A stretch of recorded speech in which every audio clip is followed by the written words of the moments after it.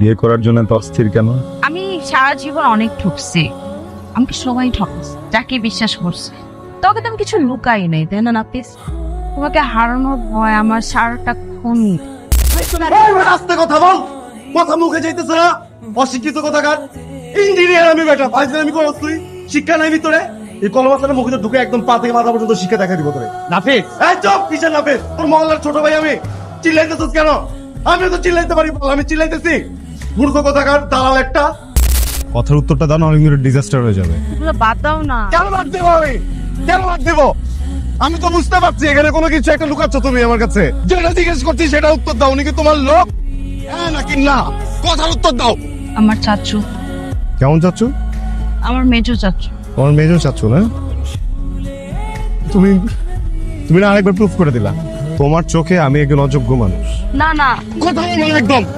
শারমিন, আমি যদি জানতাম তুমি এত বড় পরিবারের মেয়ে, আমি তোমার সাথে সম্পর্কতে যেতাম না। আমার পক্ষে যখন 10 টাকা থাকে না, তখন আমি অনেক বড় বড় স্বপ্ন দেখতে পারি। সো আমি না এইভাবে আমার স্বপ্নগুলো হারাতে চাই না। আমি এটা মানি না। বিশ্বাস করো, এত সুন্দর মানুষ আমি কখনো দেখিনি। আর আমি জানি না আর কখনো এত সুন্দর মানুষ আমি দেখবো কি। আমি তোমাকে অনেক ভালোবাসি শারমিন, কিন্তু আমি নিজেকে হারাতে চাই না। তুমি আমার সাথে যোগাযোগ করো না। বাসা ওভেন কেন পাঠিয়েছো? তোমার বাসায় ওভেন ছিল না? আমার বাসায় অনেক কিছুই থাকে না, যেটা তোমার বাসায় থাকে। তোমার ফ্রেন্ডদের বাসায় থাকে, তোমার পরিচিত মানুষদের বাসায় থাকে। জোর করে দায়িত্ব নিবা? এরকম করতেছো কেন? জাস্ট একটা ওভেনই তো। না, বিষয়টা একটা ওভেনের না। তুমি কিছুদিন আগে বাসায় গেলা, সবকিছু দেখে টেখে 2 দিন পর একটা আলমারি পাঠিয়ে দিছো। কি বুঝাইতে চাও? আমার যা কিছু প্রয়োজন সেটা এফোর্ড করার মতো ক্ষমতা আমার নাই, তাই তো? আমি অযোগ্য একজন মানুষ। আরে না, এরকম করতেছো কেন? আমি ভালোবেসে একটা একটা জিনিসপত্র দিচ্ছি, এরকম শত্রুর মতো কথা বলছো কেন? তুমি যখন আমার পেছনে টাকা খরচ করো, আমার এটা পছন্দ না। তুমি যখন এমন কিছু একটা কিনে দাও যেটা আমি নিজেও কিনতে পারি না, এটা আমার ভালো লাগে না, আমি আরাম পাই না। হইছে, অনেক হইছে, চুপ করো। তুমি যে একটা দায়িত্ব জ্ঞানহীন মানুষ, এটা তোমাকে দেখলেই বোঝা যায়। 11টা বাজে এটা নির্লজ্জের মতো কেমনে বলছো? আমি ঠিক টাইমে আসছি। আমি ভিতরে ডিজাইন দেখাচ্ছিলাম। মানে আমাদের টাইমলাইন কয়টায় মুকুল ভাই? তোমার টাইমলাইন তুমি নিজে জানো না? বলেন না। 3টায়। এখন বাজে 11টা। আমার কাজ তো চলছে ভাইয়া, তাহলে আপনি চিৎকার করছেন কেন? আহা, চিৎকার করবো না, উপর মহল থেকে চাপ আসছে, প্রতিটা টয়লেট আমার সুন্দর মতো বুঝাই দিতে হবে। ক্লায়েন্ট আমাকে প্রেসার দিচ্ছে, এভাবে চলতে পারে না। না বেশ, তুমি কিন্তু ফাজলামি করতেছো আবারও। মুকুল ভাই, আমি একজন ইঞ্জিনিয়ার, আপনি আমার সাথে এভাবে চিৎকার করতে পারেন না। আমি তো কথা বলছি আপনার সাথে। আহা, কোম্পানি চালানোর স্বার্থে যা যা করার দরকার সেটা তো আমাকে করতে হবে। উপর মহলের চাপ তো আমি বুঝি, তুমি তো বুঝো না। আমার কথা একটু শুনুন, আপনি চিৎকার করেন না। আপনি যে লাস্ট শেফ কি কি জন্য বলছিলেন, এটা তো ঠিক না মুকুল ভাই। আমার কলিগ, আপনি আমার কলিগের মতো কথা বলেন। না বেশ, তুমি আস্তে কথা বল, কথা মুখে যাইতেছে না। অশিক্ষিত কথাকার ইঞ্জিনিয়ার আমি, বেটা ফাইজলামি করছ তুই। শিক্ষা নাই ভিতরে। এই কলমাসের মুখে ঢুকে একদম পা থেকে মাথা পর্যন্ত শিক্ষা দেখা দিব তোরে। নাফিস, এই চুপ। কিসের নাফিস? তোর মহল্লার ছোট ভাই আমি। চিল্লাইতেছিস কেন? আমি তো চিল্লাইতে পারি, আমি চিল্লাইতেছি? মূর্খ কথাকার দালাল একটা। সমস্যা কোথায় এগুলো মানুষরা? হ্যাঁ, ওরা যদি কাজ না করে কার দিয়ে সাবমিট তোর বাপ এসে কাজ করবে? আহা, কোম্পানি একদম চুপ। কাজের সময় ফোন দিচ্ছ কেন? কি হয়েছে বলো না। ফোনটা রাখো। কোনো সমস্যা হয়েছে অফিসে? আরে ভাই, ফোনটা রাখো। একটু বাজে বিহেভ করে ফেলছি না? আমি খুবই সরি। আসলে ওই প্রজেক্ট ম্যানেজারের সাথে অফিসে খুবই বাজে রকম একটা সিন ক্রিয়েট হয়েছে। আমি চাকরি ছেড়ে দিয়েছি, বুঝছো? তো বের হচ্ছিলাম, এমন সময় তোমার ফোন আসছে। আমি তার রাগটাই তোমার উপরে। আমি খুবই সরি শারমিন। হ্যালো, শারমিন, আমার ফোনে কিছু টাকা আসছে। আমি না তো। কিসের টাকা? এই পৃথিবীতে এমন কেউ নেই যার কাছে আমি 50,000 টাকা পাই, আর এমন কেউ নাই যে আমাকে আসলে 50,000 টাকাও দিবে, একমাত্র তুমি। নাফিজ, আমার মনে হয় তুমি ভালো মতো চেক করে দেখো, আর পাঠাইনি। আমি খুব ভালো করে দেখছি, হিসাব মিলাতে পারতেছি না। আমাকে সত্যি সত্যি একটু বলবা টাকাটা তুমি পাঠিয়েছো কিনা? মানে শুধু শুধু মেজাজটা খারাপ হবে এবং এটা সিক্রেট হবে। শারমিন, তোমার না টাকা লাগবে, ওই জন্য আর কি দিয়ে রাখি। শারমিন, আমার টাকা লাগবে। আমি আমি কখন বলছি তোমাকে আমার টাকা লাগবে? উন্মাদের মতো শপিং করতেছিলা তুমি আমার জন্য, যার টাকা ফেলতেছিলা, শপিং করতেছিলা, জিনিসটা আমার পছন্দ হইতেছিল না, নিতে পারতেছিলাম না, দম বন্ধ হয়ে যাচ্ছিল। এই জন্য আমি তোমাকে রিকোয়েস্ট করছিলাম যে শারমিন, টাকাগুলো খরচ করো না। মানুষের লাইফে যে কোনো সময় একটা বিপদ আসতে পারে, টাকাগুলোকে জমাও। তোমার বিপদ হলে তুমি খরচ করো, আমার কখনো বিপদ হলে আমি তোমাকে চাবো। তুমি কোনটার সাথে কি মিলাইতেছো শারমিন? আচ্ছা বাবা, রাখো না টাকাটা, এরকম করতেছো কেন? ভাবলাম দিয়ে রাখি, জাস্ট এমনি। কি ভাবতে বলছো তোমাকে? তুমি কেন ভাবছো? আমি কি তোমাকে ভাবতে বলছি? শারমিন, আমি ফোনটা রাখতেছি। হ্যাঁ, আমাকে ফোন দিও না এখন। হ্যালো, রাগ কি এখনো খুব বেশি? মিটিং আমি ফ্রি হবো কখন? ঘন্টাখানেক। ফ্রি হয়ে ফোন দাও। শারমিন দেখা হবে না। এমন করে না প্লিজ। সবসময় তো সিরিয়াস কেন হইতো? শারমিন তুমি বুঝবা না, তুমি ভালোবেসে আমার জন্য যেগুলো করতে চাও এগুলো না আমার জন্য প্রেশার হয়ে যাচ্ছে, বুঝছো? তুমি বুঝবা না। আমার অনেক ভয় লাগে বিয়ে করবো। বিয়ে করার জন্য তো অস্থির কেন? আমি সারা জীবন অনেক ঠকছি, আমাকে সবাই ঠকছে, যাকে বিশ্বাস করছে। তোকে তো আমি কিছু লুকাই নাই, তাই না নাফিস? তোমাকে হারানোর ভয় আমার সারাটাক্ষণ মনে হয় আমি তোকে এই বুঝি হারাই ফেললাম। তুমি বাসায় যাওয়ার পরে মনে হয় আমি তোকে হারাই ফেলবো, তুমি আমাকে ভুলে যাবা, আমাকে ছেড়ে চলে যাবা। বিয়ে করবো, কয়েকটা দিন সময় দাও আমাকে। অনেক বড় দায়িত্ব, দুইটা জীবন একসাথে, একটু গোছায় নেই। সব আমি করব, তুমি এগুলো নিয়ে কোনো চিন্তা করো না। আমি চাইলেই তো ভালো একটা জব করতে পারবো, যা কিছু আছে সবকিছু আমি ম্যানেজ। দেখো আমি জানি তুমি অনেক ক্যাপেবল, তুমি যেটা চাবা ওইটাই করতে পারবা। আমার তো আরেকটা পরিবার আছে, আমার তো কিছু দায়িত্ব আছে, তাই না? পুরা আমি করবো, সব দেখবো আমি, তুমি টেনশন করো না বাবা। তুমি জাস্ট তোমার প্ল্যান ওয়াইজ আগাও। আমি চাই তুমি যে কাজটা করো মনোযোগ দিয়ে করো, ওকে? হ্যালো, আচ্ছা তুমি কোথায়? আচ্ছা আমি তোমাকে বললাম না যে আমার পরিচিত একটা ফার্মে আমি কন্ট্যাক্ট করব, তো ওরা তোমার সাথে কালকে মিট করতে চাচ্ছে। ওকে কেন? বাবা যাও না, আমি যখন তোমার কথা বললাম ওরা খুবই ইন্টারেস্টেড তোমার সাথে কথা বলার জন্য and দেখা করার জন্য। তোমার প্ল্যানটা খুব সুন্দর, আমি তোমার চিন্তার সাথে একমত। আসলে তো তুমি কেন চাকরি করবে? তুমি একজন আর্কিটেক্ট, তোমার ইনোভেটিভ চিন্তায় যদি কাজে না লাগে তাহলে চাকরি তো তোমার জন্য না।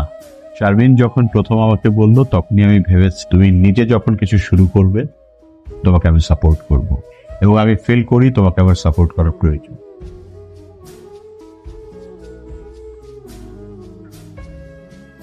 একজন মানুষ যার সাথে আমার কখনো দেখা হয়নি, আমাকে চেনে না, প্রথম মিটিং 1 কোটি টাকার একটা চেক দিয়ে দিল। ব্যাপারটা কি স্বাভাবিক শারমিন? তুমি এত অস্থির হইতেছো কেন? উনি তো বিজনেসম্যান, তাই না? উনি নিশ্চয়ই তোমার প্ল্যান পছন্দ করছে, এই জন্য উনি ইনভেস্ট করতেছে। না, এইভাবে হয় না শারমিন, আমাকে বোকা বানায়ও না। উনি তোমার পরিচিত, তাই না? শারমিন চোখ সরায়ও না, কথার উত্তরটা দাও না, অনেক ডিজাস্টার হয়ে যাবে। এগুলো বাদ দাও না। কেন বাদ দিব আমি? কেন বাদ দিব? আমি তো বুঝতে পারছি এখানে কোনো কিছু একটা লুকাচ্ছ তুমি আমার কাছে। যেটা জিজ্ঞেস করছি সেটা উত্তর দাও। উনি কি তোমার লোক? হ্যাঁ নাকি না? কথার উত্তর দাও। আমার চাচু। কেমন চাচ্ছ? আমার মেজো চাচু। তোমার মেজর চাচ্ছ না? তুমি তুমি না আরেকবার প্রুফ করে দিলা তোমার চোখে আমি একজন অযোগ্য মানুষ। না না, কথা বলো না একদম। আমি কথা বলতেছি, ওকে কথা বলতে দাও। তোমার চোখে আমি একজন অযোগ্য মানুষ, এর জন্য বাসে ওভেন পাঠায় দিতা, বাসে আলমারি পাঠায় দিতা। এখন সে মানুষটা এতটুকু অযোগ্য হয়ে গেছে যে নিজের স্বপ্নটা পর্যন্ত দেখতে পারবে না। আমি গরিব, তোমাদের মতো এত টাকা পয়সা আমার কাছে নাই, আমার বাপের কাছে নাই। আমার বাবা একজন কৃষক, তার পকেটে যে কয় টাকা ছিল সেই কয় টাকা দিয়ে উনি আমাকে যে পড়ালেখা করতে পারছে আমাকে ওইটাই করাইছে। ওইটা করে আমাকে শিক্ষিত মানে শহরে পাঠাইছে। আমি ওই শিক্ষাগত যোগ্যতা দিয়ে কিছু না কিছু একটা করতে চাই। তোমার চাচা মামা টাকা দেয় না। এরকম না ব্যাপারটা। এইরকমই। আগে জানতে না যে আমার টাকা নাই, তো আসছো কেন সম্পর্কে? টাকা দেখে আসতা। আমার জীবনে প্রত্যেকটা মুহূর্তে প্রত্যেকটা সেকেন্ডে তুমি আমাকে এটা বুঝাও যে আমাকে দিয়ে কিছু হবে না, আমি খুবই অযোগ্য, আমি খুবই ছোট। সরি আমি নো, আমি শুনতে চাই না। আমি আমি আমি আমি এই পণ্যই হইতে চাই না শারমিন। চাচার টাকা আছে, 1 কোটি টাকার গরম দেখো আমার না শারমিন। আজকের পর থেকে তুমি আর কোনোদিন আমার সাথে কথা বলবা না। নাফিস না। আমি তো পণ্য, এই পণ্য নট ফর সেল। মায়াটা সেই কখন থেকে ফোন দিতেছে, আমি বাইরের থেকে শুনলাম তুই এখানে শুয়ে শুয়ে ঘটনা কি বুঝলাম না তো। ধর ফোন ধর। প্লিজ না প্লিজ, আমি চাচ্ছিলাম তুমি যা করো সেটা ভালোভাবে করো, সেই চেষ্টাটাই আমার ছিল, আর কিছুই না। আমার চাচ্ছু আমাদের ব্যাপারটা অনেক আগে থেকেই জানতো। আমি আসলে অনেকদিন ধরে চাচ্ছিলাম তোমার সাথে দেখা করতে, সুযোগ হয়ে উঠছিল না। আর যখন একটা সুযোগ পেলাম আমি মনে করলাম যে কি করতে কি করেছিলাম জানি না, আমার খুব ভয় লাগতেছিল। প্লিজ তুমি আমাকে এসো না আমার সাথে, আমি চাই তুমি আমার সাথে থাকতে, আমাকে ছেড়ে যেতে।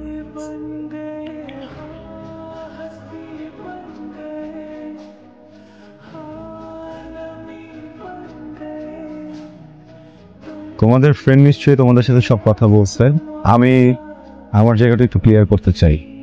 দেখো, সম্পর্কটা তো মেলা দিনের, এটা নিয়ে নতুন করে বলার মতো আর কিছু নাই। আমি আসলে সম্পর্কটাই আর রাখতে চাচ্ছি না, আমি একটু ভয় পাচ্ছি। ওঠার ডিসিশন তুমি নিতে পারো না, তাই না? ওটার ডিসিশন নিচ্ছি না। শারমিন, তুমি সম্পর্কটাকে যে নিয়ে আস। আমি যা যা করছি, যা যা করি রিলেশনশিপে, সব আমাদের ফিউচারের কথা চিন্তা করে করছি। শারমিন, তাহলে এই সম্পর্কতে আমার কন্ট্রিবিউশনের জায়গাটা কোথায় একটু বলো তো? শুধুই ভালোবাসা? আমি কি সেটা বলছি কখনো? সবকিছু বলতে হয় না শারমিন। তোমার আর আমার এই সম্পর্কতে আমি শুধু তোমাকেই চেয়েছি, অন্য কিছু চাইনি। আমি নিজের মতো করে কিছুই করতে পারতেছি না, সাধারণ একটা মানুষ। আমি এত বড় বড় গিফট দিচ্ছ, আমি নিজেকে খুঁজে পাচ্ছি না। তোমার উপহার, তোমার চাওয়া পাওয়া সবকিছু মাঝে আমি কোথাও যেন হারিয়ে যাচ্ছে শারমিন। আমার জীবনটা কি আমার না? এটা তো শুধুমাত্র তুমি কেন্দ্রিক না, তাই না? বলো না প্লিজ। শারমিন, আমি যদি জানতাম এত বড় পরিবারের মেয়ে, আমি তোমার সাথে সম্পর্কতে যেতাম না। আমার পকেটে যখন 10 টাকা থাকে না, তখন আমি অনেক বড় বড় স্বপ্ন দেখতে পারি। আমি না এইভাবে আমার স্বপ্নগুলো হারাতে চাই না। আমি এটা মানি না, আমি পারবো না। শারমিন, আমার জীবনের সব থেকে সুন্দর মুহূর্তগুলো তুমি আমাকে দিয়েছ। বিশ্বাস করো, এত সুন্দর মানুষ আমি কখনো দেখিনি। আমি জানি না আর কখনো এত সুন্দর মানুষ আমি দেখবো কি। আমি তোমাকে অনেক ভালোবাসি শারমিন, কিন্তু আমি নিজেকে হারাতে চাই না। তুমি আমার সাথে যোগাযোগ করো না।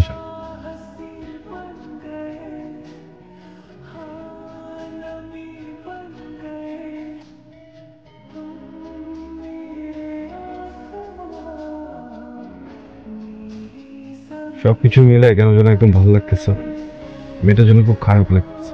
খারাপ লাগাটা কি স্বাভাবিক? আমি তোরে যতটা চিনি, তুই লজিক ছাড়া জীবনে কখনো চলিস না, কিন্তু সম্পর্কে লজিক খাটে না ভাই। এখানে অনেক সময় লজিকের বাইরে অনেক কিছু করতে হয়। কিন্তু ভাই, সবকিছু যেভাবে আগাচ্ছে তাতে তো কিছুদিন পরে আমি নিজেকে খুঁজে পাবো। এক থাপ্পড় দিব। সম্পর্কটা কি একা? সম্পর্কটা দুজনা। আচ্ছা, মেয়েটা যদি তোর লড়াই তোর হাতটা ধরে, অসুবিধা কোথায়? সম্পর্ক হচ্ছে সুন্দর একটা বিনিময়ের মধ্যে কোনো স্বার্থ কোনো কিছুই থাকে না। তুই একটা বার লজিকের বাইরে এসে ভাব, সুন্দরভাবে ভাব। একটা ফোনটা দে না। শারমিন,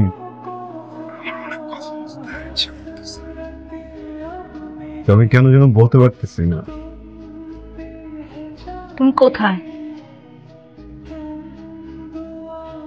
নাফিস, কি হয়েছে? দেখি এদিক তাকাও, হয়েছে বলো।